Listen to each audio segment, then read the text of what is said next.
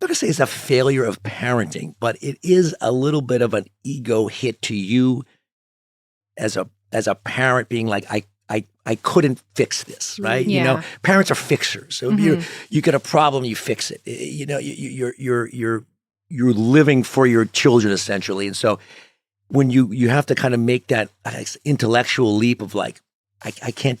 This is not a me fixing it thing, right? Like if I can make a bazillion schedules and structures and set them down and talk about this, and you know, I think making that decision where you're saying, you know, this might be something that is not something that can be fixed inside the family. We need to ask other people for help, and maybe even have to put them on a medication for help.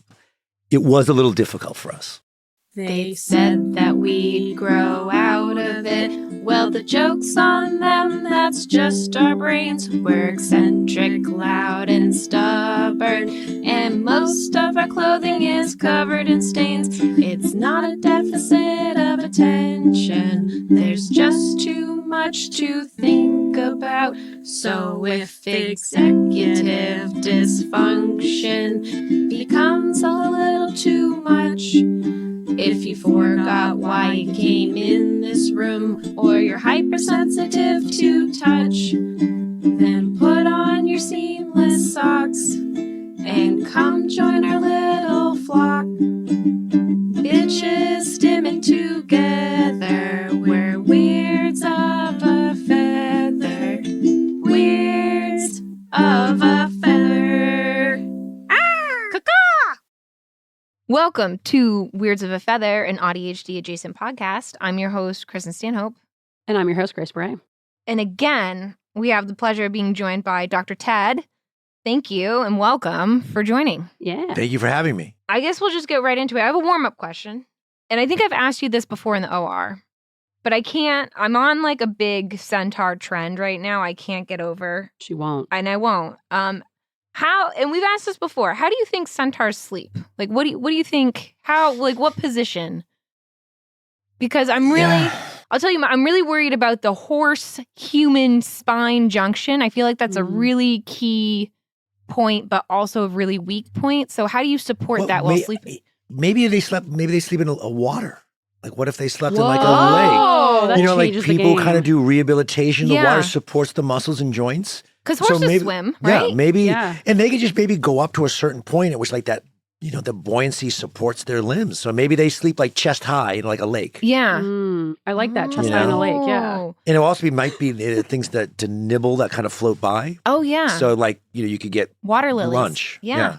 I never Hadn't even considered that angle. have not even Wow. I'm glad we That brought it up. opens up a whole new avenue were thinking, of the like, centaur conversation. A specially formed like moss pillow that they could lay down on. Someone said just sideways. We got a lot of ideas, but I never thought about the water. Wade into a nice pond. Yeah. Yeah. It'd be beautiful. Cooling. What if they had one of those? Have you ever seen those like weird things that babies wear around their necks to keep their heads afloat Yeah, that are in like water. kind of dangerous? Yeah. Yeah.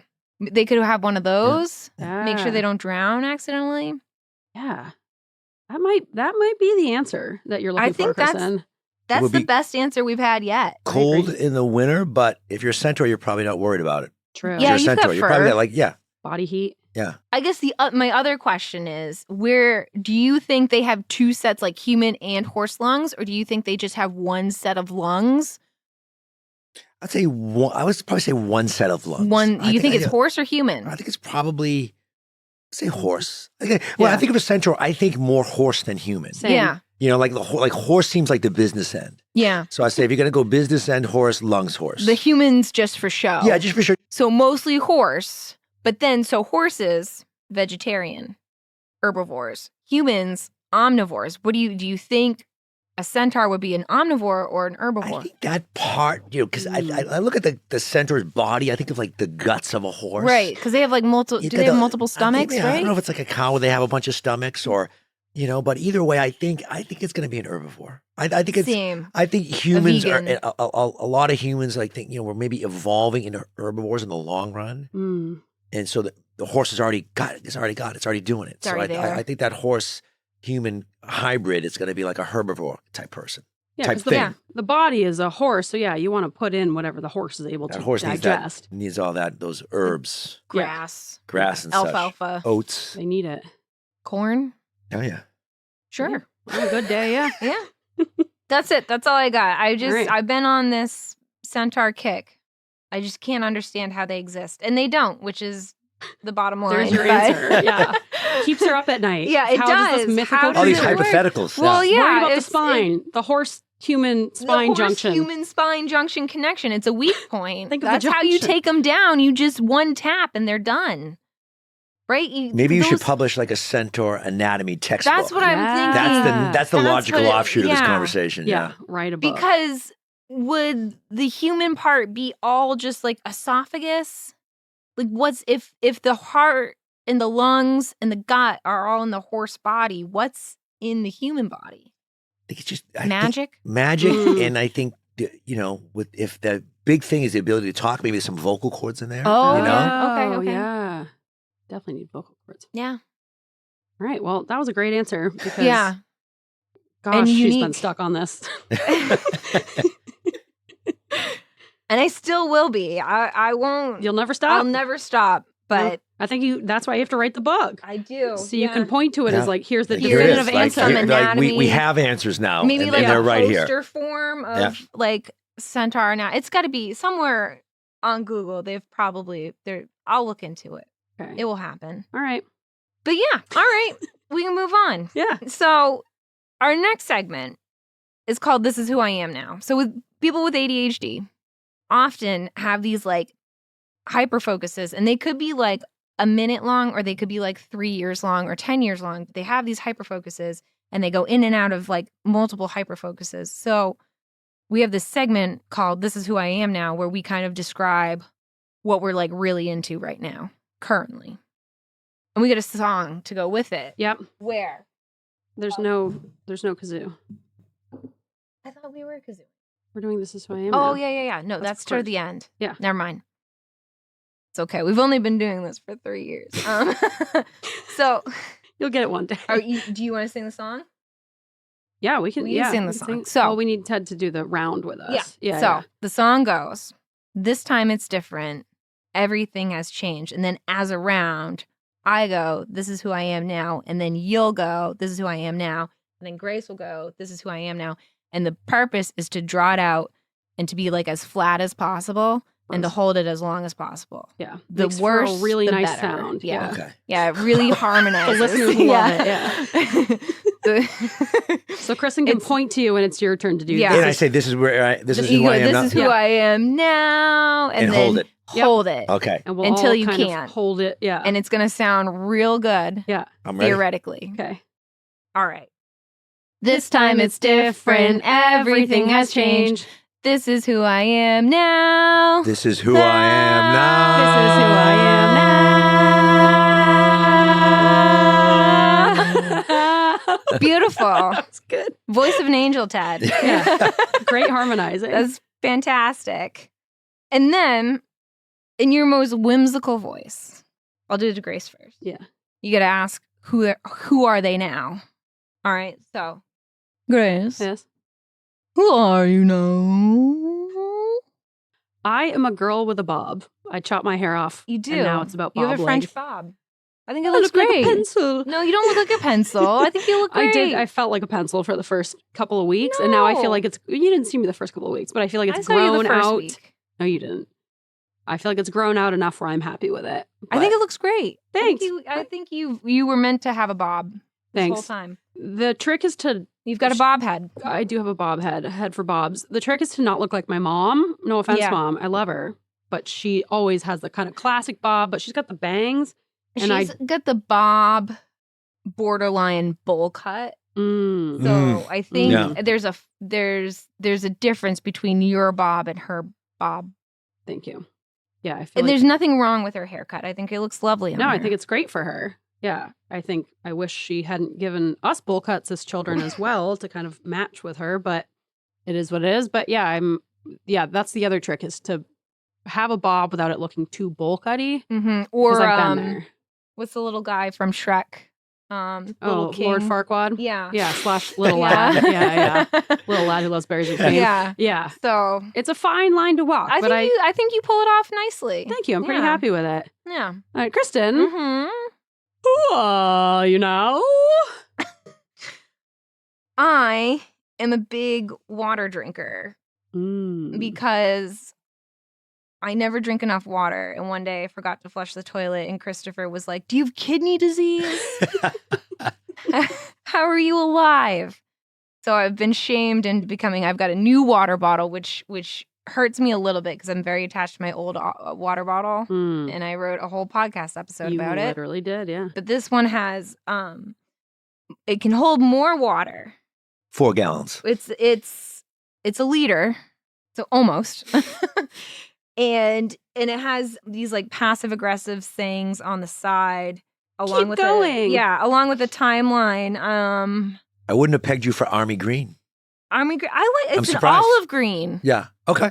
But I guess that's kind of the same as army green. But yeah, I like the green. I like the green too. Nice bottle. But yeah, and it's glass, which was a mistake. I thought it was plastic because I don't trust myself with glass, but we'll see how this goes. Yeah, but then you're not drinking out of plastic, and that's nice. That is nice. So we'll see. Well, the straw's plastic, so yeah. Maybe it's because you're running around at work, taking care of everything, and you forget to drink water. Definitely. You know? Yeah. Gotta take time out for water. Right. Yeah, so it's important. I figured if I can be shamed into it, I'll probably respond better. So Do you respond? Do you like the slogans? Because they would make me mad. They would make me like kind I of like it. be I like, oppositional. more so than the slogans, I like the timeline. Like right now I'm drinking, what is it, like 3 o'clock, and I've drank only about 9 a.m.'s worth of water. So it's it's not helping them. It helps most of the time, just not today. Okay. But I do like the timeline. I like having rules. Yes, you do. And this is true. a new rule I get to follow. And that could be a good strategy for those of you out there who struggle with water. If you don't like the little slogans, I think the timeline does give good rules. It's a good way to I like put the it. rules. And You so love a rule. far so good. And this one's easier to clean, which is my number one issue with water bottles. Sometimes they're hard to clean. I hate that. So Do you ever put those little droplets in to flavor it, or are you just a straight water person? I used to. I was on a big, like the Mio drops. Yes, I was on the yes. big, Yeah, the you loved orange those. ones was like my favorite. And then one day I just stopped and I drank regular water. And I was like, well, this is also good. And I haven't looked back. But yeah. But Ted, you know. Right now, I'm big in. Sorry. Right now, I'm big into aliens. Oh, really? You know, I love the old science fiction books. You know, So like growing up. science fiction aliens or like the government and like the Tic Tac formation and whatnot? I'm more of like a science fiction alien guy. Okay. I recently read a book X-Files called The style. Dark Forest, Mm-hmm. which is a super cool book. And it talked about how basically there's an alien force that's coming to obliterate Earth. Earth knows about it.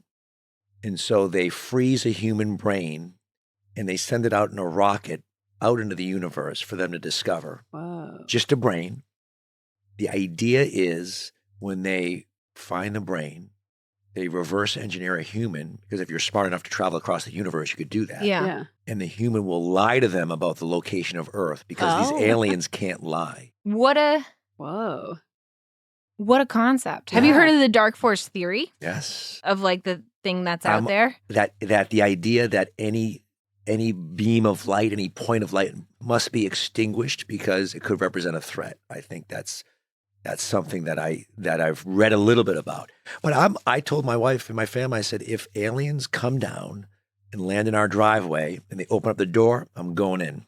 That's fair. Because if they show up and they open up the door, it means they're probably friendly. They're probably looking to kind of get to know you a little bit.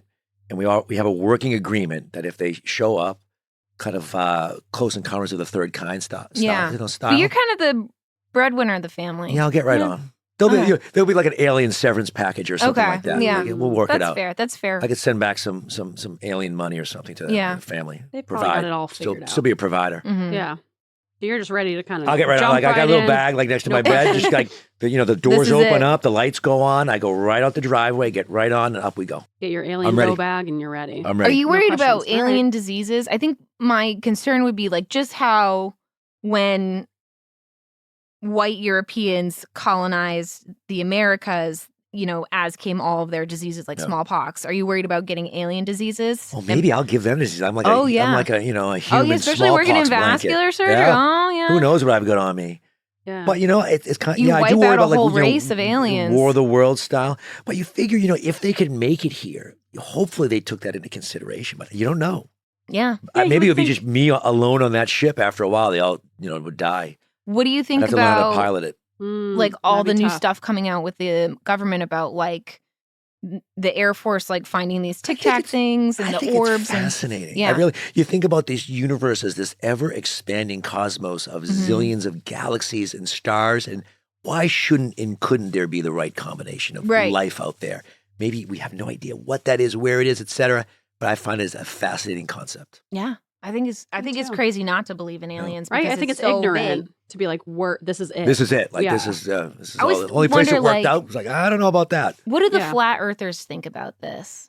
We have to interview a flat earther. I one do day. not want Just- to. I just I'm out not of interested sheer in doing it. fascinating. Like, what? It's a lot of. Do you think a logical flat earther is fallacy. just a contrarian that really knows the truth?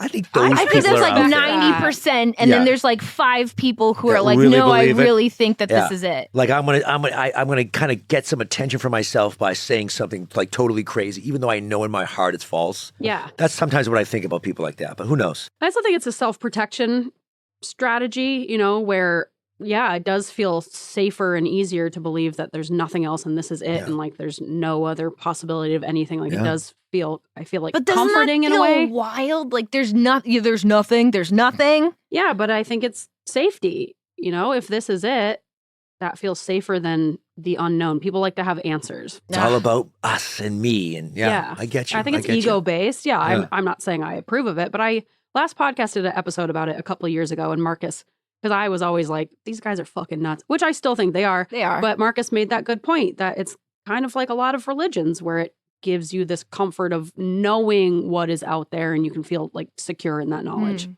Yeah. That's fair. That's fair. If aliens came, I think I would. I always think if there's like a zombie apocalypse or something, everybody's like, I would survive. I don't think I would survive. I think I'd be like first one down. And I think I would die if there was an alien invasion. I'd actually I'd just be in the wrong place at the wrong time, and I'd get like landed on by It's a just like ship. And get, squash yeah. you right off the bat. Yeah. Like, oh man, we got one. I'm like that I can see that. extra in the movie Yeah. that dies right off in like a weird, silly way. That's me. Mm.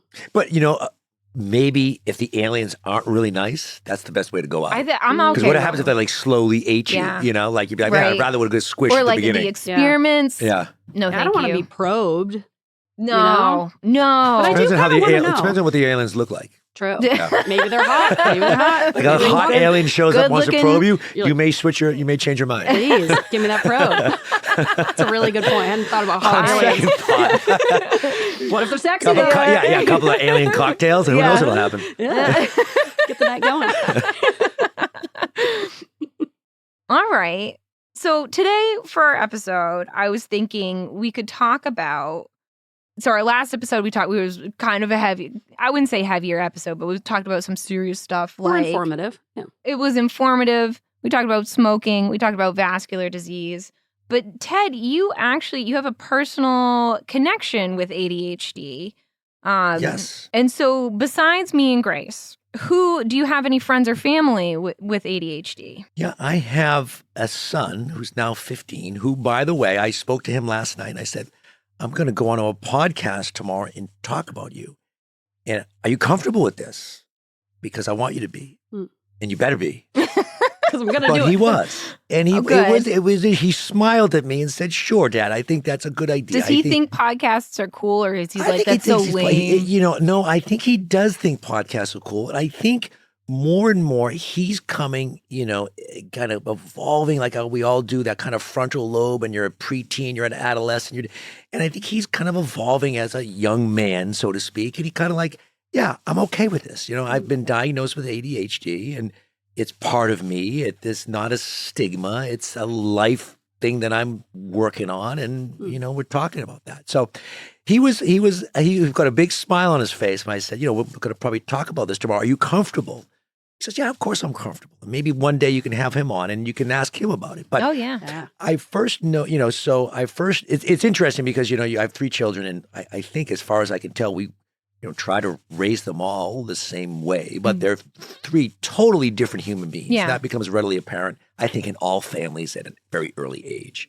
He was kind of a gregarious, talkative kid growing up, and lots of friends, very easily adaptable, like the type of kid that when we drive down our street, like kids like come out on bikes and like follow the He's car. a cool kid. He's a cool kid, right? And he has a nice... I don't know what that's like. No. I never did either. I was a little bit more introverted and nerdy, but he has a little bit of a different aura where, he's got this friendly, non-judgmental, social way about him. People are drawn to him, and all sorts of people, all sorts of places.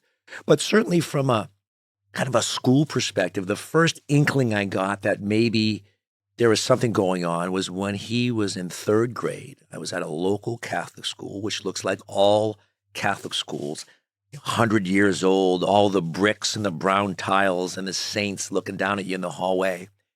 And we're all lined up, several parents and I going to our parent-teacher conference. Uh-oh. And we're all sitting there, and you feel like you're really going to see the principal's office, right? It's like a serious, strict Catholic school environment.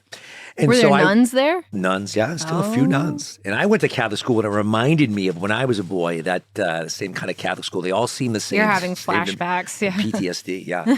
And so finally it's my turn, and I'm sitting there waiting my turn. And the teacher, kind of lovingly says, "Oh, Nathan," kind of does this kind of hand waving. And she went on to tell me kind of a funny story, which was that day in class, for whatever reason, they had a little bit of a break. It was around 10:30 or 11 in the morning. And he ate his lunch, like his entire lunch. Like he ate his entire, but it wasn't lunch yet.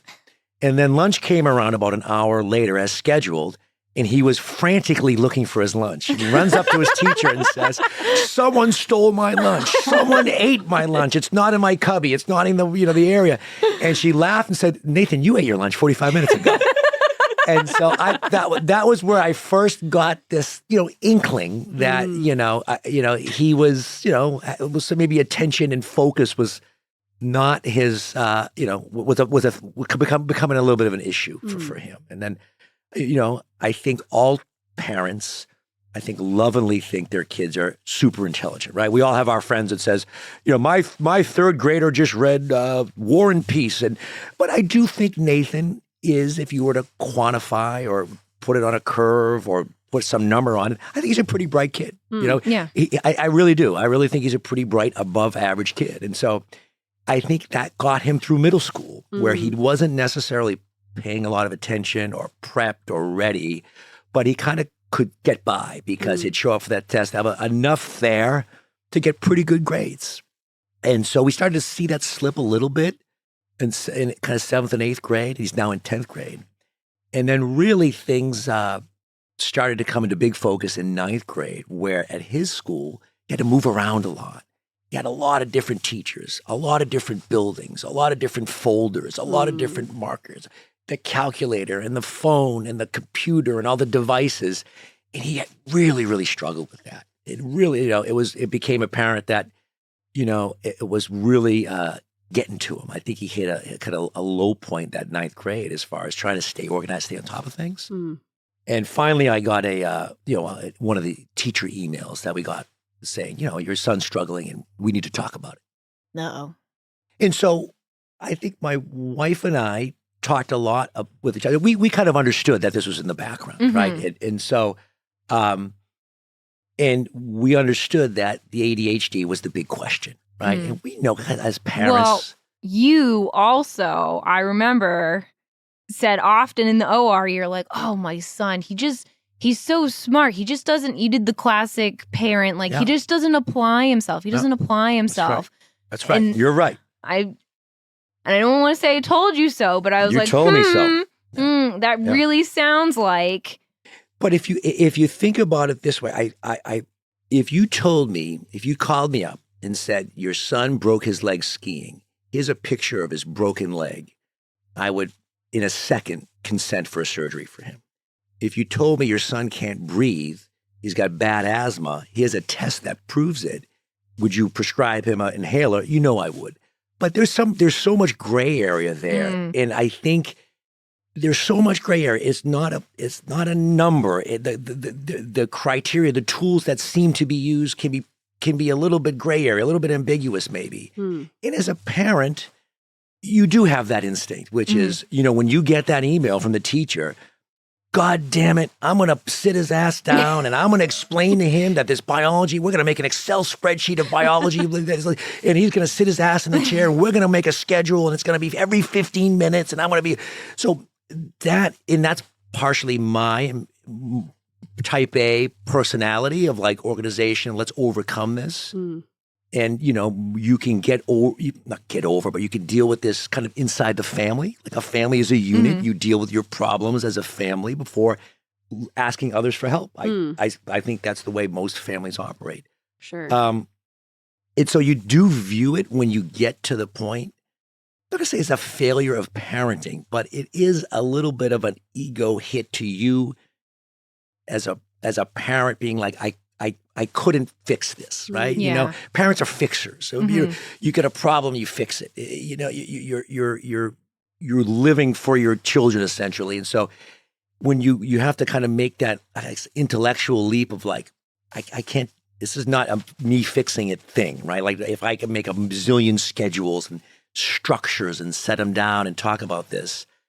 And, I think making that decision where you're saying, this might be something that is not something that can be fixed inside the family. We need to ask other people for help and maybe even have to put them on a medication for help.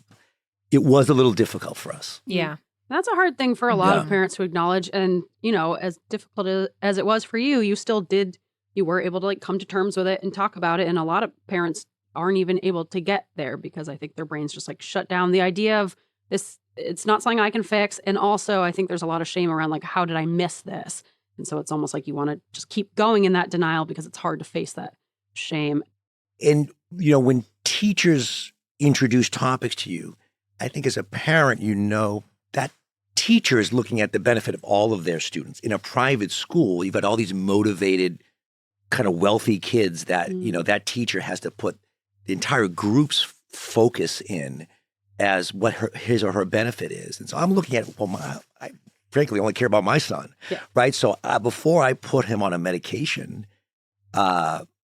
we did try some sort of behavioral things. I didn't, we got a little bit of purchase with those, but I still think the medication ended up being the right choice.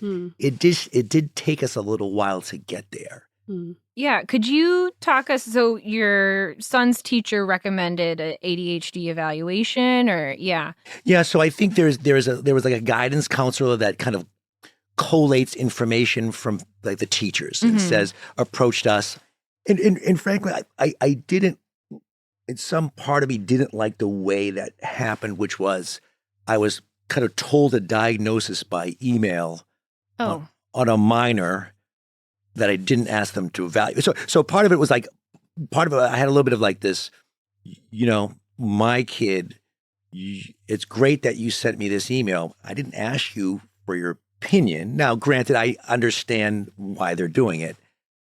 And we never talked about this ahead of time. So part of me was like, well, fuck you. I'm going to figure this out and get it, And I realized that's not the response, but as a kind of a protective parent, that's kind of your instinct. It's also instinct. Very alarming, out of nowhere you get this email being something's wrong with your son. Not something's wrong with your son, that's but and actually, I would prefer an email that says something's wrong, not an email that says your son has X and we recommend Y. And I was like, well, that's an interesting way to look at it. And so, we were able to work our way back to, the big picture, what's the benefit for your son? And so we got what I thought was a very comprehensive, very well-worded, very professional behavioral health evaluation from someone who was absolutely fabulous. And I think that's really what we needed. And we were kind of dragging our feet a little bit. Maybe we can get structure at home.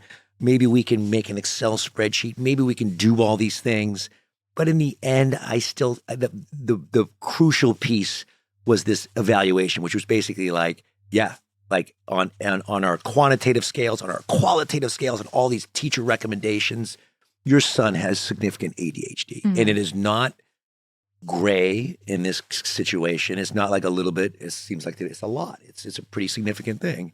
And as we discussed, he was kind of doing okay for a while because he was kind of winging it. And smart enough to kind of get by. But again, in freshman year, there was so much organizational change in a school that moves pretty fast. We got behind pretty quickly.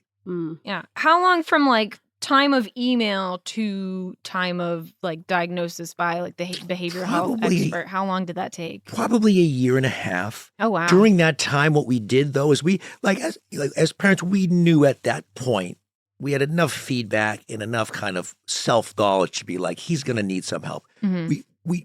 It looked like, from our standpoint, all roads led to medication. At least that was our bias. And so the thought was, maybe we can do things that address his ADHD that we think he has, that his teachers support, that this guidance counselor supports, but not start medications. And part of it for me and Tina, and I think I speak for both of us. You hear me say me, but I think we're of relatively one mind on this. I correctly or incorrectly, I interpreted medications for ADHD as not necessarily a two-way toggle that flips back and forth between yes and no, medication and not, but kind of a one-way valve where you get kind of put into this system, the valve shuts, and you're on medications for a long time. And that may be the right thing to do. But I did have some kind of, I guess, philosophical and logistical questions on that. The philosophical ones were this. I have a son who's an adolescent that's born a certain way.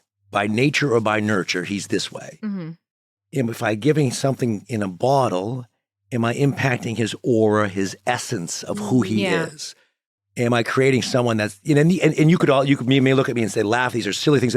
But when you take maybe a developing brain, a frontal lobe that's developing all sorts of connections, and you introduce something outside of self, I think you have to at least consider this maybe. Yeah. And so, are we creating someone that's neither hot nor cold, but kind of tepid for his teachers? And that, again, I think part of it was my experience that I had with a couple people there. By the way, fast forward a year, he's doing awesome on the Vyvanse. Oh, but yay. anyways, these were my kind of our personal kind of holdups. And I think from what I've heard from listeners and what we've read kind of on like Reddit boards and stuff, I think those are all very valid points. You don't want to decrease their sparkle or their essence, and they're a developing person, and you don't want to like throw a medication into that. And does medication, is it like the system that's failing him, or is it, his diagnosis of ADHD? Is there any sort of thing that can be done besides medication? I think those are all very valid points, and I think a lot of parents would have the same questions if they were put into your situation. And I'll tell you, one part of me, I try to limit it to like 1%, is a conspiracy theorist. And I know, like, I imagine, those like 1980s movies where like information moves like on like a point of light. So anyways, I imagine someone types in Nathan McGillicuddy, Vyvanse in a computer. In this single point of light, this prescription goes down the wires, it goes east, it goes west, it goes north, and it goes south, goes across a river, up to some skyscraper where this marble-clad boardroom, there's like a Monopoly guy with a top hat. It's RFK. A top hat and a monocle sitting in front of a computer going, great, maybe we have another lifelong, medicated person, which again, I'll tell you how my thoughts have changed in the last year at the end, but that person has a factory with 1,000 people filling tens of thousands of bottles with millions of pills. And so I do think that sometimes in medicine, there's a tool that comes out, and it could be a revolutionary tool, but I do think it kind of biases our decision-making process. In other words, like when you get referred for an ADHD referral, what are the chances that comes back as, oh no, he's like no ADHD? Like I think it's kind of like probably going to go that way. And so I was a little bit reluctant to pull that lever, and you hear about shortage of medications. And I always wonder, like, what's the natural history? Is he going to come off? Is it going to be a side effect that he's on another one, then another one, 7 medications? They all have. So that part of my brain was working overtime. Mm. And again, fast forward a year, I'm glad we made the decision. I'm glad we made all these decisions to get the neurobehavioral evaluation. Absolutely essential to listen to people and not just kind of have my own, oh, I know how to do this. Mm. I'm a doctor, or, which is way out of my field to talk about this or to deal with this. And he's doing awesome, right? So Yay. he just came up to me yesterday for the first time in a long time, got a 93 on the bio test. Hey, It was a tough wonderful. ass test, I bet. right? A zillion questions, lots of matching on the first page, several pages multiple choice, big essay at the end, big smile on his face, Oh, right? And it's wonderful. he gave me a hug. Oh. And I'm like, this is perfect for the podcast. But Yeah. it was true, spontaneous. And I think that, it's probably about the year anniversary of him starting the Adderall. Really? But more so than just the Adderall is the support, right? It's like the idea of, putting, maybe having a diagnosis and it's saying, I've got this diagnosis. I need to move forward and support his teachers. Some of the teachers, all of his teachers have been awesome. And I think part of these were kind of like parental biases that kind of get in the way of success for your kids. But at this point, I'm happy to say that he's doing really, really awesome. Yay. That's wonderful. so wonderful. Yeah. Congratulations. Yeah. Congratulations, Nathan. Yeah. Yeah, that's huge. That's Yeah. He's like an amateur biologist now, I told him. Yeah. Yeah. It really just like gives you the gas to do what you've always like seen you could do or wanted to do, but you just like didn't have Yeah. the gas Yeah. to do it. And Mhm. he signed up. The other thing he told me this week, which again, spontaneously generated, not like me following him around, asking him questions, because sometimes I do that, which is he signed up for AP history for next year because he Oh. loves history. So he's Great. like a history buff, which I think is really cool because I think it's a sign that, AP, whatever, but it's a sign that like I see something that I like Mm. and I'm not going to let something get in the way of going out and doing what I want with that class. Even though it's a Yeah. harder class, I could maybe ratchet it down to an easier Mhm. class. And so I think in that way, I felt, I felt good for him for that, Yeah. and I think that, moving forward with these things, although it took us a little bit of time, I'm glad we did. Mm. Yeah. I feel like, my school experience felt like I was so overwhelmed at all times. I didn't get diagnosed till I was 24 and put on medication. So I went through all of schooling without it.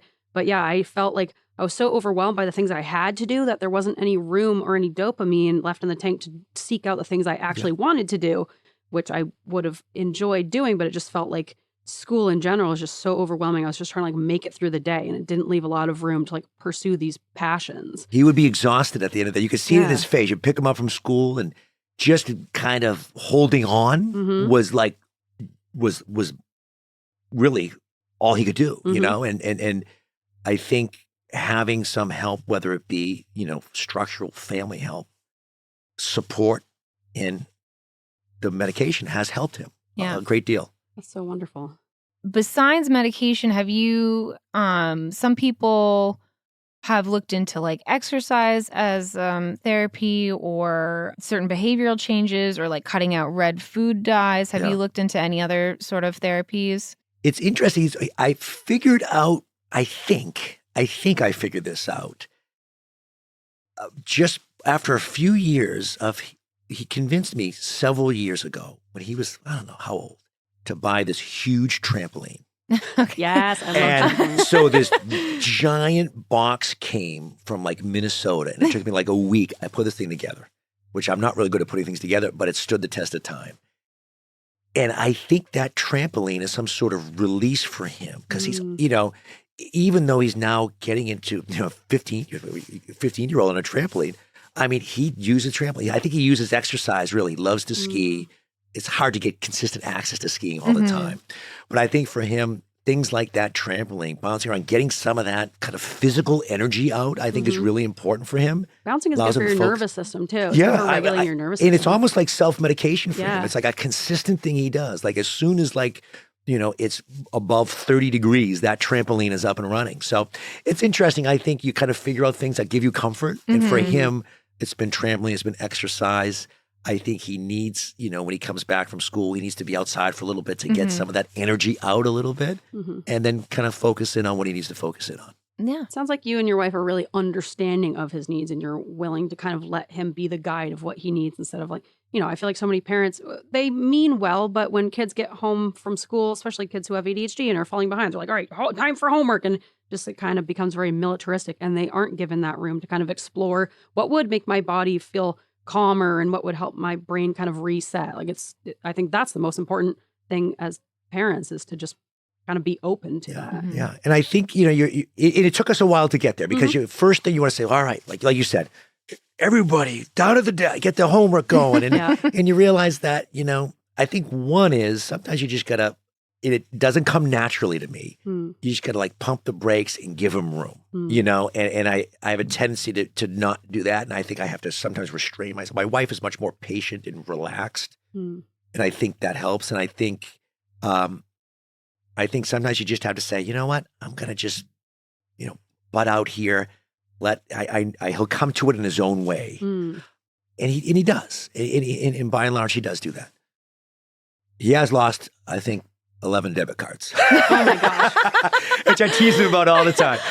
Kids, nobody uses cash, neither do kids. And he's getting better. Like the interval between lost debit cards is getting longer. Which that's that's a good sign. And I know how to shut it down on my phone. There you go.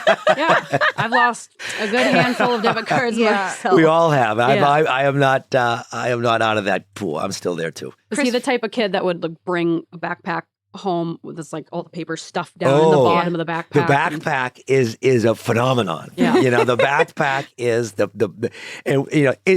same thing happens.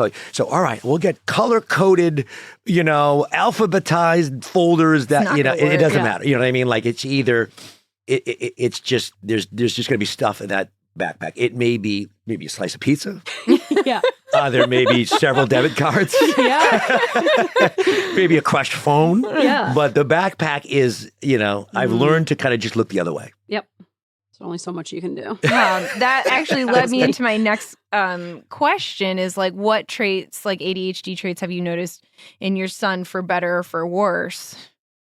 Yeah, I think for him, I think it's that there's just kind of this natural kind of curiosity around him. Like, and maybe it's that kind of distractibility, but I interpret it now as this kind of curiosity about the world. He likes to talk to people. When you go to a party with him, he'll talk to everybody. For a 14, 15-year-old, I went to a new job welcome party. I didn't know anybody. I went in December. He was working the room. He's networking. So, you know what I mean? Yeah. He got invited to go to Alabama, to go to a football game. He got invited to go skiing with 2 different families who I'd never met. They're like, I guess you could bring your dad if you want. Whereas my middle son would be, who's so hyper-focused, type A, does his homework perfectly in the car ride home. Oh my God. He'd be in the corner glaring at everybody. You know what I mean? But so and that's that kind of lovely part about having a family, is that everyone is so different. And so that's the part that I like about Nate. He has this kind of whimsical part of him that I think is very endearing. And I think people are drawn to that. You know what I mean? Like, here's this dude, he'll get into anything with anybody. You know what I mean? Like, he's like, I see him walking when I go to pick him up at school sometimes. He's getting his license soon. So pretty soon he'll be driving, but we still pick him up. And sometimes I'll see him like coming over with the jocks, the hockey players, or sometimes it's the basketball players, sometimes it's the drama kids and and he just kind of like rolls in between groups like that. And I think that's a nice personality trait for him. That is nice. Absolutely. An ambassador of the people. Yeah. What do you think, besides like his lovely personality, how do you think his ADHD helps him in life? Yeah. If at all? No, I think he is, to this day, and I mean this with 100% certainty, I have never heard him say anything bad about someone. I don't know if that's his personality or the ADHD, but he has the same kind of aura that you do, which is a non-judgmental aura. I don't know. I think I think you have. I would notice when I would be. Now I'm going to put the focus on you. Oh no! And I would notice. I would turn some corner in the hospital, some dark, dreary corner, like way in the back that no one goes to, and someone would be pouring their heart out to Kristen. Oh, it's because I love gossip. I just want to hear all the stories. I think you're being modest. Yes, I think it's agree. because you have a quality of acceptance. And I think that maybe it's just, again, your personality, your ADHD, or I don't know, maybe it's just your aura, who knows, whatever we want to call it, you share that with him, which is this, take people as they come, whatever they are. You don't apply your rules and rigid structures to them, and they have a beneficial relationship with you because they're comfortable with you. People are comfortable with you. They're not necessarily comfortable with me. They're comfortable with you, and he's like you in that way. I think people, at least in the OR, I think they really like you, but I think they're so afraid to disappoint you. Yeah. And I think that's see because that. you're a likable Well, they guy. fucking should be. And- Yeah. Stay on right. But I do think that quality about him, that kind of, I use the term in my brain, whimsy. It's this kind of like, I'll like, what's going on? I'll do this. Like, he'll go hang out with some kid like up the street who looks like he's about 5 years younger than him.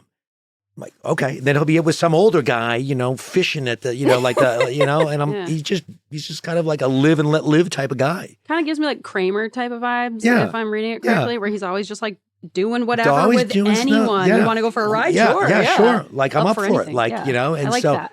he's got, in that way, I think that will serve him well. You just For have sure. to find his kind of, talk about future, like what does the future hold? You have to find your niche and what makes you happy. And I think, I hope he can do that. And I think he will be able to do that.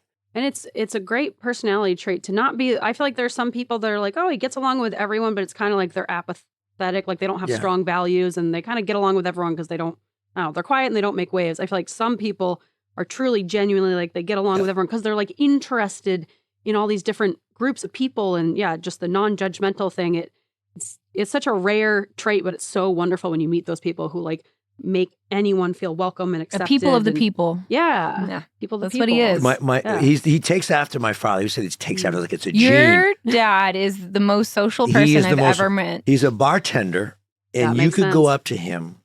He had this rare ability, I think, that few people have, is to instantly read a room Mm. and know how to relate to people. And I think because he was a teacher for 50 years, a bartender for 40, God. you could go up to him at the bar and kind of take him to the corner of the bar and say, I just murdered 2 people in cold blood. And it'd say, it's okay. It happens, completely non-judgmental. Do you It'd think make that's where Nathan got it make from? you comfortable immediately. Yeah. It must Yeah. skip a generation, like baldness. But he's got that same that part of his personality. Such a wonderful trait. I have a question from Christopher. He said, did your son get a fidget toy at time of diagnosis, or was he expected to get that on his own? Lacrosse stick. Ah, So the lacrosse stick, you can wiggle, you can twist, you can go backhand, you can go forehand, and so he'll often be cruising around the house with his lacrosse stick. And I think that is his. I hope he actually gets good at lacrosse from doing it too. But it's funny because he kind of considers it practice. I'm like, are you gonna like run and lift weights? I was like, no, I've been fidgeting. And I'm like, well, you gotta kind of maybe run a little bit or something. But that is definitely his go-to. And if you come to our house and at a random point, you'd probably see this person moving through all the windows with a lacrosse stick doing fidget moves with it, and that is definitely his baby. That's a good one. I think I played lacrosse in high school, and I tried to do that once, and my mom was like, no, Yeah. never. I gave up. Not, outside. For about 2 years, I gave him not in the house, and then finally after a couple years, like, oh, screw it. In the house is fine with me. Yeah. I remember I would cares? practice throwing against the chimney, and one time I missed, and I got so close to the window, and she just opens the window, and she's like, Bridget, what the fuck? And I'm like, I'm sorry. She's like, go away from the house. Get away from here. And I just like, shoo. Yeah. Wandered over to our neighbors. I'm like, hey. Yeah. I got kicked out. Yeah. I wasn't even inside. So just, if I could just do a little plug for any parent who's questioning medication or not medication, there have been several studies that have shown that children with ADHD who are been diagnosed and started on medication have this delay in onset of substance use, including smoking, or just not using at all. And it's almost like a medication has been known to be like a protective factor against substance use. But I'll step down and we'll get back to the silly stuff. Oh, it's an important But point. I think it's a good point. Very important. And as we're going through like our substance use kind of series, I think it's a good point to just recognize that, medication isn't for everyone, but it is showing there are more newer studies that are showing that it is protective against smoking and substance use. Yeah. It's like they're going to seek out medication in one way or another, Yeah, whether whether it's it's a actual cigarette, medication or self-medication through cigarettes that taste like garbage. Yep. Yeah. Whippets, lots of substances. And also ADHD medications have been shown to make a huge reduction in ADHDers have a shorter lifespan by 9 years of average, I think, because of accidents, especially driving. And medication reduces your chances of dying in a car accident by like 60%. Because we just have there's so much going on when you're driving. Yeah. It has a huge, huge impact on that. So that's great that he got medicated before getting his license. Yeah, I'm sure that makes you feel better. When we were looking for houses, I'm so surprised we didn't get in a car accident, because anytime there was like a for sale sign, I'm like, look at that house. You're the scariest driver. I'm not a great driver. She drives like she's doing improv and like she has to pretend like she's driving a wheel, but that's how she actually drives, shaking the hands doing back and forth. 80 on the highway. Yeah, just like shaking. 9 and 3. I'm not even just a one-hander, coffee in the other. And it's no consistent gas pedal. It's on, off, on, off, on, off. I just want to make sure you're awake. I'm awake. So we can die together. Yeah. And so here's my like last question, and we'll stop grilling you, kind of. Well, then we'll get into a couple quirks and pizza secret. Yeah, but it's going to transition hopefully fluidly. All right. Except when I have to explain it. Here's hoping, Here we go. Yeah. So ADHD and autism have been found to be highly genetic. Between you and your wife, who do you think passed down the ADHD gene? Ooh, I have to say me. You. And I can see that. There's Same. I'm sure on a spectrum of activities, a spectrum of characteristics. Mm-hmm. I probably would check the box on some of them. I think you would.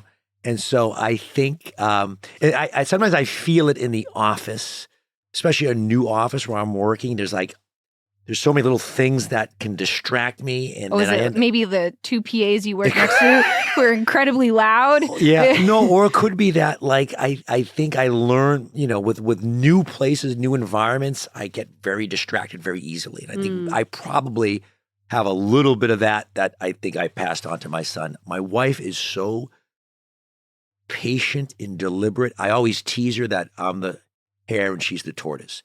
She's slow and even and deliberate and not moving forward too fast and taking 2 steps. It's always kind of slow movement forward. And I'm sure that he got it from my side. I think so too. And actually, I think I've only met like a handful of surgeons who weren't on the like neurodivergent spectrum. I think surgeons You almost have to be. Yeah, I feel like you can't go into surgery and be normal. Yeah. I just think you can't. Oh. Yeah. And so now that you're kind of self-aware and you're learning about ADHD, we do this segment called I'm So Quirky, where we share little quirks about ourselves that sometimes are funny and cute and are like, oh, that's so silly that you ate your lunch and then forgot about it 45 minutes earlier.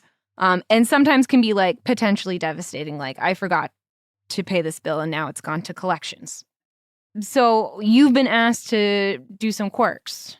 But first, we have a song per every segment. We got a song. Yep. And this song This is time for your kazoo. This is time for we do a kazoo. And out there, you can actually pick your own kazoo if you want to kazoo with us. There's a bag right there. If you can pick your color, you can keep that kazoo. Those are our spare kazoos. Mm-hmm. Our guest kazoo. Guest kazoos. You're going with yellow. I like yellow. Yeah, nice. It's a good color. It's like a banana. I don't have any orange for you. Oh, you have a big one. This is a gift fancy one from Christopher. Wow. Yeah. Lead kazoo. Lead kazoo. Yeah. First chair. It's kind of like a trial by fire. Yeah. And we can always fix it in post. Maybe. There's only so much you can do to fix the kazoo, but it's easy to say we'll fix it in post. Yeah. Christopher will somehow magically, he'll do like a voiceover. He's going to be listening to this being like, what? I'm not fixing that in post. Staying as is. Yeah. All right. You ready? I'm ready. Are your vocals warmed up?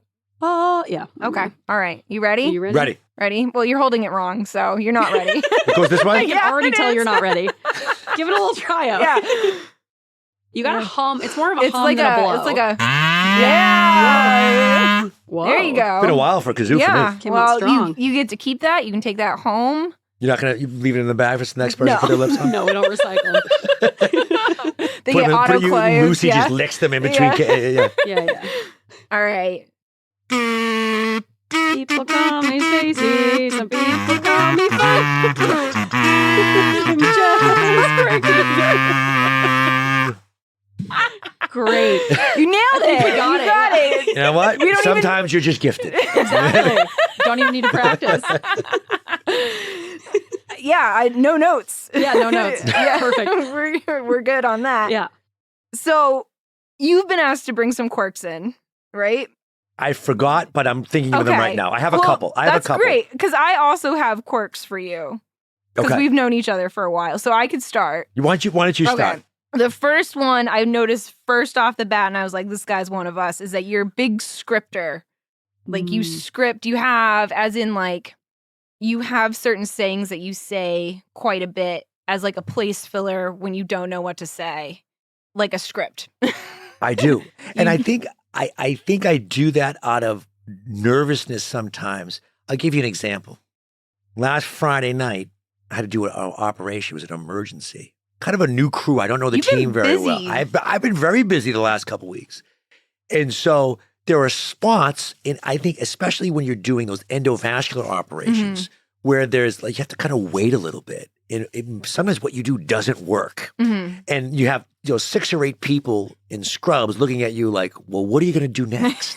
And so I have this kind of Pressure's handful on. of these like kind of, I call them non sequiturs. They're like little transitions. Well, let's see what happens. Let's. So I've kind of learned to develop that. I think when I'm trying to think like, what the fuck do I do next? And so I've learned to kind of do that, and it's probably a sign that, boy, I got to kind of work this out in my brain because this silence is so awkward. I find it almost soul crushing. Yeah. I'm so paranoid about any type of awkward silence that I'm like overthinking it so much. Well, I've noticed in the hallway, if you see someone you don't know, or you know, but you don't want to have like a full-on conversation with them, but you want to acknowledge that they're there rather than just being like, hi, how are you? And like risking having to have a conversation, you just do a, what's up? And then you move on. And I think that's brilliant. I want to like steal it from you. I like to, if I can avoid like the stop and chat. Yeah. Unless there's some business to, you know what I mean? Because I think we all like, maybe I shouldn't think of it like this way, but I think of the workday sometimes as, got to get the work done. Yeah. So I can go home. We're not punching a clock here. Exactly. And in some ways, I think I also run out of small talk in about 2 to 3 minutes. I've got that's why you have your scripts. Yeah, I could talk a little bit about the weather, maybe about the ball game, and then ironically, when I went up with Connor 2 weeks ago, I think he's kind of the same way. Oh yeah. So we hung out for like 2.5 hours, but I think we burned ourselves out of conversation in about 10 minutes. So I opened up with my usual 2 or 3, just kind of chat items. He gave me his 2 or 3, and then we kind of just stared at each other, stared in each other's eyes. Well, Connor's interesting because you have to like force it out of him because I'll be like, hey, how's it going? He's like, good. Yeah. How's the job? Good. I hate that. Like, give me something. His lovely And new I'm wife like- was good at kind of bridging the Yeah. gap. She kind Olivia is she wonderful. intuitively recognized it. Yeah. It would just kind of like introduce a new topic or ask my son a question. And so she was good. She was a good, a good Facilitator. MC. Yeah, I would be like, well, what about this whole new hospital bio? Oh yeah, there's a lot going on. I'm like, hey man, I just asked you how's it going, but you also do my favorite joke. You have like a certain joke is when you're taking some sort of something out of the body, but it doesn't need to go down to pathology. You go, that's something for the cafeteria. Yeah. That's because the medical students, it takes them like 5 minutes to get it every single time. And they're like, really? Yeah. But no, it's so funny. I used to work with this surgeon who had all these sayings, and I stole some That's from going to be him. you. His name was Belkin. In fact, when he retired, they gave him like a book that had all these sayings on Oh, it. jeez. Just a lot of cool sayings. And I think it's fun. It's something a little, because there's so much tension in the operating room, right? It's inherently a tense environment. Yeah. And that's Well, really it should be a little. You should be tense. it should a be little tense, bit. right? Yeah. Because you're operating. But I think a little moments that break up that tension, Mm-hmm. I think allow people to relax, especially when I'm new. Yeah. When people are kind of realizing, like kind of getting to know me and I'm getting to know them, Mm-hmm. that inherently tense environment, I think by the end of the day, you can feel it. You feel it in your Yeah. body. And I think if you can just introduce a couple silly comic moments, Mm-hmm. maybe it makes a difference. I also think OR culture is fascinating because Absolutely. you have to, as a surgeon, you have to, you're the star of the show. You have to run your OR, and like looking at how different surgeons run their OR, I think is fascinating because some people want like a really serious, all business, no nothing, and I think that's really intimidating for like new nurses and new techs, and it can you can almost set yourself up for failure trying to run a super tense OR. At the same time, if you have someone like super loosey-goosey, people aren't paying attention, no one's listening, you're going to set yourself up for, so you have to like walk this thin line of, you don't want it too tense, you want to be approachable, but you also want everybody paying attention. I think that's a hard line to walk. It's a hard line. It's hard to Especially do. it depends on the team, what their comfort level is. Right. And you kind of learn as you go. It's also like how much of that is neurodivergence and how much is just like being a dad, Yeah. and having these dad jokes that you just kind of have to You're say yeah. because you've had children and now Yeah. you must repeat these jokes. Yeah. Yeah, it that was you like- say every time. And poor Kristen was stuck with me all day, every Tuesday for 2 years. Yeah, She's but probably you like, were oh also my stuck God. with me, and I would Yeah. try out all my new jokes on you, and they didn't really work. You got a lot of my failed warm-up questions. Well, you know what? But I was a sounding board. Ironically, when we hired Kristen, it was COVID. And so I didn't see her face for about 10 months. Mhm. Isn't And that so weird when you see someone without a mask for the first time? I'll tell you a couple things. One is I used to wonder if I wonder if she has like a purple chin with green stripes, like a forked tongue, like Avatar. It'd be so cool. Like if she kind of took off her mask and she's like an Avatar or something like that. That would be cool. But I'll tell you, there was one day and there was nobody in the office and no patients, so she could have her mask off. And it was like a Friday evening. I was about to leave. She was about to leave. End of the work week type thing. So she had her mask off. About 8 months in. And I finally saw her with no mask on. And we both blushed as if I had seen her in the locker room changing. Yeah. Like literally, we both turned red. I kind of looked away. And it was like, and it was like a first day. It was kind of so funny because I was so used to seeing her with a mask that to see her without a mask, it was like the normal had changed, Yeah. So I Naked. remember that. Well, I'm trying to divert from coming up with my that's okay. my I have my one answers. more. Well, when it's funny you say that because when Dr. Ricky came back, it was also during COVID. So he and I didn't see each other's faces for a really long time. And I think the second week he was there, he came into the office and he's like, I need to see you in my office. And I was like, oh no. Oh no. And he goes, sit down, shut the door. And I was like, oh no. And then he takes off his mask. He's like, now you take off your mask. I was like, okay. Hold on a second here, sir. Do we need He's HR? like- It's intimate. I was Yeah. like, oh Did a It's chin this reveal? weird mask Yeah. culture, But what Yeah. happened is they put someone else's picture up on the website with my name, and he's like, I knew that wasn't you. And I was like, what are we talking about? And he flips his monitor around. He's like, they had the wrong picture here, and I didn't know what your face looked like, but I knew that wasn't your face. It's like a And- black guy. Yeah. Right. Well, I think he made a comment. He's like, good thing this wasn't your face or something. I was like, oh my God. COVID turned everything upside down. Yeah. But you have I've noticed you have a lot of hyperfixations, which is a big ADHD thing. One, the history of dialysis, your kidney presentation, yes. which is, we'll have to have you come on Patreon or something and give your kidney presentation, I'd your love to. history of dialysis, because it's fantastic. I'd love to hear it. But yeah, you're really into that. I'm really into dialysis presentations. I can't wait to hear that. Yeah. But that's your go-to presentation. It's your best one too.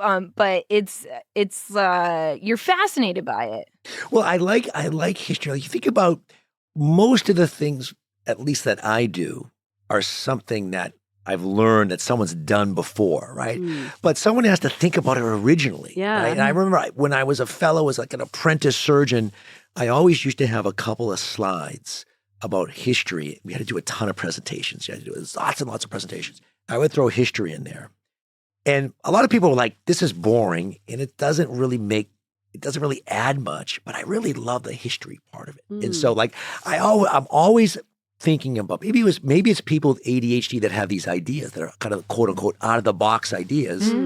Like, who's the first person to figure this out? Yeah. You know what I mean? Like I'm like riding on their coattails from 20, 30, 40 years ago. And I think dialysis is one of those cool things where someone says, there's a problem here.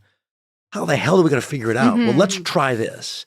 And in this day and age where everyone's kind of worried about getting sued and being cautious, you have to admire people that say, I'm going to take a chance on something to see if it works. Well, I'm always fascinated by the development of like aneurysms and the repair, the endovascular repair, where the guy fixed it on his dog, right? Yeah, you have to have an idea. It's like, you have to have the balls to try, so to speak. And so I think that's like a very cool story to tell. Before you think get the into all dog the boring signed consent? medicine. Yeah. Oh, yeah. Sign wolf consent. Yeah.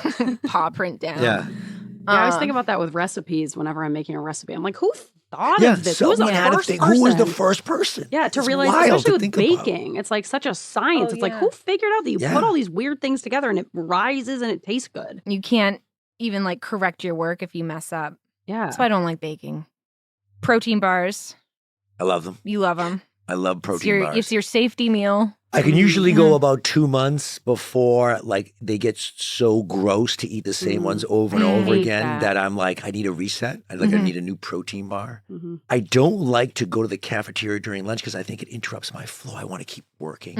It's like my own little like thing I like to do. Like it's like I feel like I've stolen an hour out of the day because I've been able to work during lunch, eat protein bars. Doesn't always work out that way, but yeah, I like protein. Yeah, which one are you like focused on now? So right now I got like the blue Atkins, which I don't think you're a fan of the Atkins ones. Not a fan of the Not Atkins. a fan. I've got these other ones Kind of tastes like chalk. that I got at BJ's. I got a box of like 280 of them or something. Of And the I've Atkins? had like 8, and I'm like, I have to eat 272 more of these things.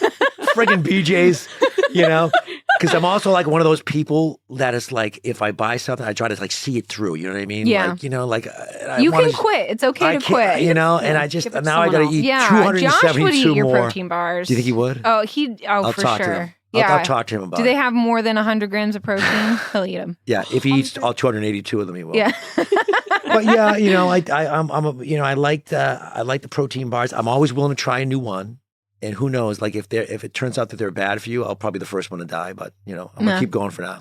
And you also, I don't know if this is still a hyper fixation meal, but you were really into pizza for a while. Oh my God, pizza is my number one. I would eat pizza morning, noon, and night, every day, every hour. Frozen pizza, fresh pizza. I make my own pizza now, which I'm very proud of. Oh, really? I'm very proud of my own. I'm Do you such a make terrible the cook. crust? No. Oh. I buy the pre-made crust. You have a I put pizza- sauce and cheese. Do you have a pizza stone? That's my big project for the summer. So I'm gonna get into big time into pizza making this summer. You gotta get I'm one not of a big those- grill guy. Like I don't eat a lot of like I'm not like the dad with like the steaks in the grill, Yeah. flipping the steaks and like You could be pizza dad. I want to be Yeah. pizza dad. Like I I love feel pizza like dad. I could be a pizza dad. Like I think you- feel like I I've think got you what it should takes. be. Yeah. I like to get the toppings. Like I'm gonna go. Like maybe I'll get a pepper and I get some onions. I'll cut it up.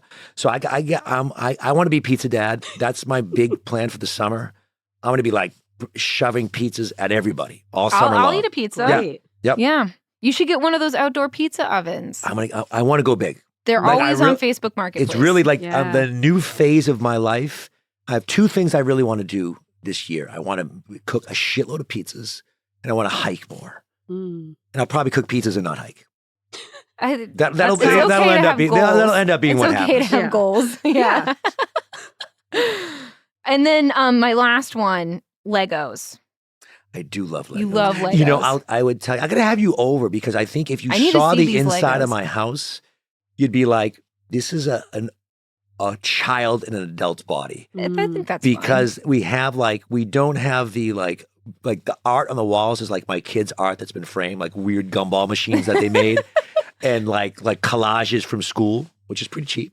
Yeah. And Yeah. and there's Legos everywhere. There's like You're Lego fiscally birds. responsible Yeah. with your Yeah. decorating. Yeah, and it's like it looks like the movie Big, like where Tom Hanks as an adult would hang out. Yeah. There's lots. That sounds like a fun place. You know what I got for my birthday? I got this beautiful, gorgeous Lego astronaut.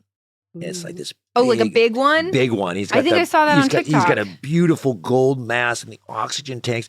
It's that iconic picture they took from where you can see the astronaut in the back. Is that they call it the blue dot? It's from outer space looking back towards Earth. It's that astronaut. It's that astronaut in that pose, arms in the same position, same uniform. Absolutely cool. And I also got a jazz set, 4 jazz musicians. Legos or just actual jazz musicians? No, they were. I would. Yeah, he took actual 4 jazz musicians. But I'm into Legos. I'm into Legos. I've always been into Legos, and my house looks like it. Hey, we've got Legos here too, and we don't have any children at all. So I think the only Legos we have are the Legos you get us. You get Christopher. Who loves the Legos that you get him. I can have you guys come over and hang out with us. We'll build Legos. You'd love it. We'll have a Lego party. Yeah, it sounds great. Should we get into Pizza Secrets? Yeah. I think it's time. Finish it up with Pizza Secrets. Finish it up. We got one last song, per usual. Yeah. All right. This is our best one. It's our best one, and it's our easiest one. Yeah. I think you should join in. I think on you this should one if join. you're willing. I'm game. The lyrics are simple.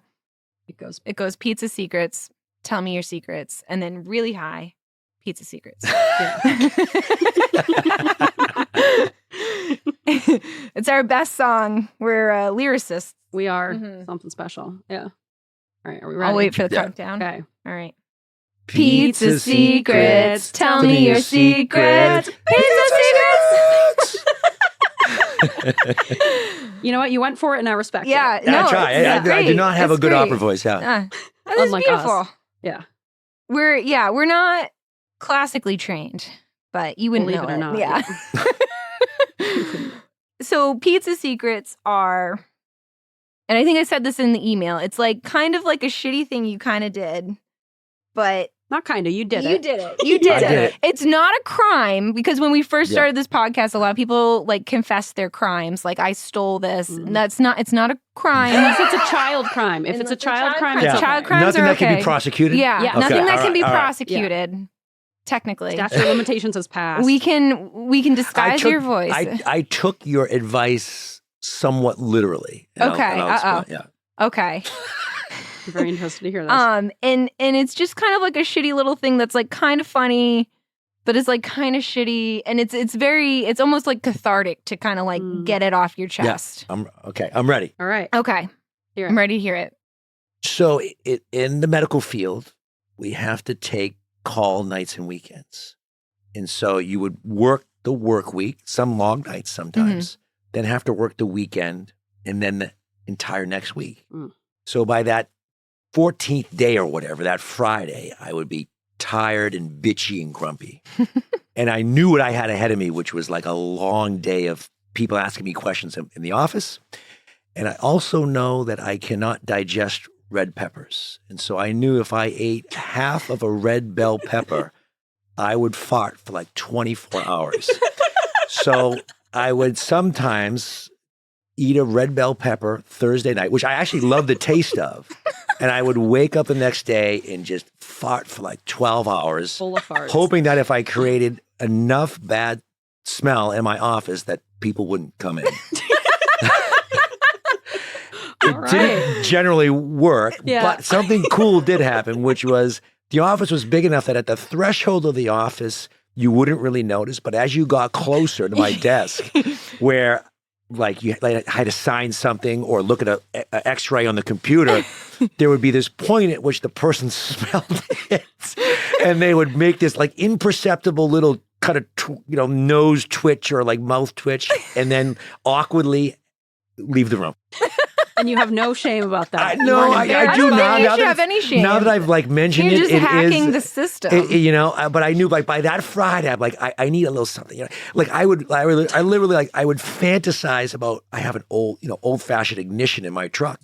Put the key in, turn the ignition, and off you go. And I would literally fantasize on Fridays of the time of my hand. I could picture my hand putting that key in the ignition, and I was up for any advantage I could get. And so I get that. That's what I did. Yeah.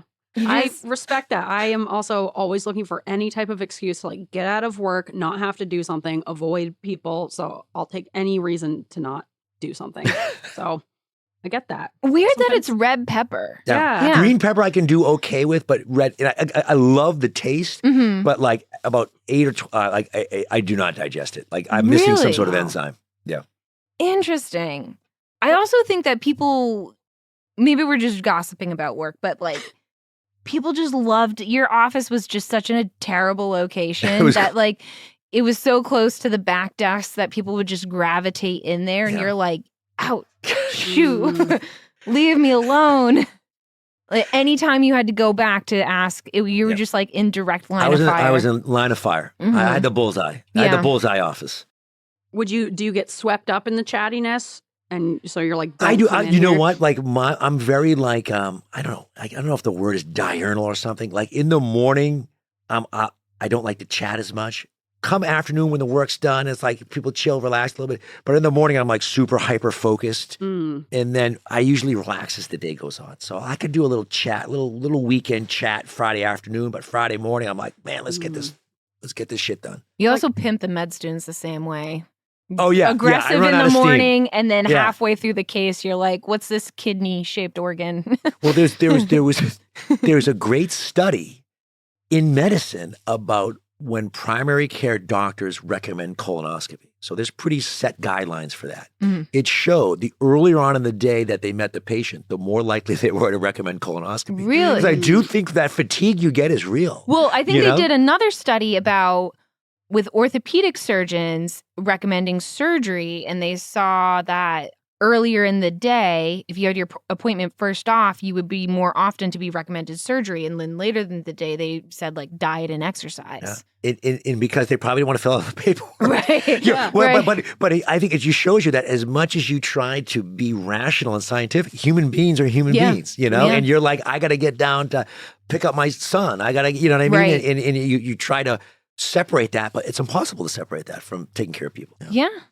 Well, thank you. Thank you for joining us for the second time. Thank you for having me. Yeah, thanks for sharing your secrets and your quirks. That was a great pizza. That secret. was a great piece of exactly secret. in line with the podcast. Yeah. That's fantastic. You're really one of us. Yeah, truly. And I get to keep the kazoo. You get to keep the do. kazoo. Man, yeah, steal. Bonus gift, yeah. yeah. One day we'll Well, thanks get for having me. nice engraved kazoos, but for now you get Amazon special. Let's not kid ourselves. Yeah. Yeah. I'll take it. Yeah. Yeah. But Yeah. yeah, thank you for Well, yeah, joining. Thanks for having me. I don't think I have any other questions. Do you? No. Are you ready to squawk out? Yeah. You can find us on all the social media stuff. You know where to find us. You can. You're good. Oh, yeah. I thought you were like talking like in real life. No, Yeah, yeah. I mean yes, but no. Kinda, yeah. Yeah. If you have any thoughts or questions for Ted, you can email us at weirdsofafeather@gmail.com and we'll pass we know that where to find him, so along. we'll find him and ask him. Yeah. Hunt Yeah. him down. All right. Yeah. I think we're good. And now we squawk out, which is you give your best bird call out. Okay. Can be any bird, non-specific bird. Okay, I got one. All right, you got one? Yep. All right. All right. Chickadee-dee-dee-dee-dee-dee-dee. Very good. The suspense is killing me. I know. It was worth it. Yeah. It was worth the wait. All right.